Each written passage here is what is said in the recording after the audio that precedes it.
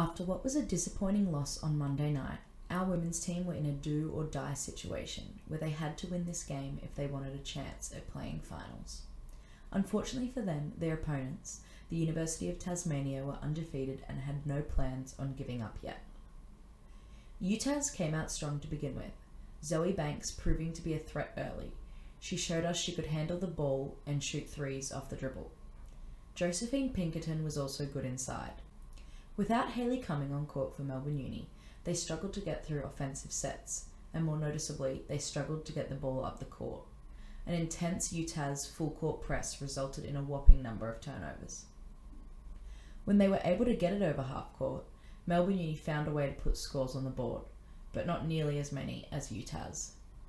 As the deficit approached 40 points, the girls were losing confidence, and it was expected to be a long remainder of the game. A nice surprise, however, was bench players who were able to provide a spark. There was a definite lift in intensity from the Melbourne Uni team that started in defence and as a result enabled them to produce some excellent offence. Amy Wookie added a nice 5 points to her name, and Ariel Edwards also found some offensive rhythm, opting for the running floater and spin moves over the deep three. Despite going down by a significant margin to an undefeated UTAS team, the women were able to fight back late and finish the game down by significantly less than anticipated. Riding the high of their comeback win over the University of Sydney, our Melbourne Uni men's team had another tough opponent to face. They started their game against the University of Tasmania a lot better than they had against USyd, but it was still slow on the scoring front, only managing 12 points in the first quarter. In the second quarter, it was Harvey Moore off the bench who provided a quick spark with a flurry of points. But for UTAS, it was Isaac Collins who stretched the floor with his three-point shooting, knocking down an easy 3 triples.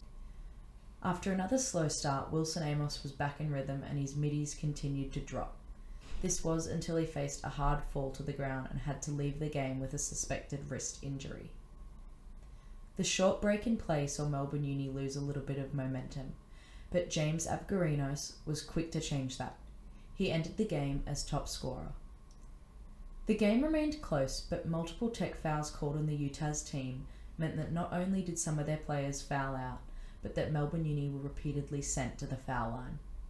Holding on by 7 points, Melbourne Uni finished round 6 2 from 2.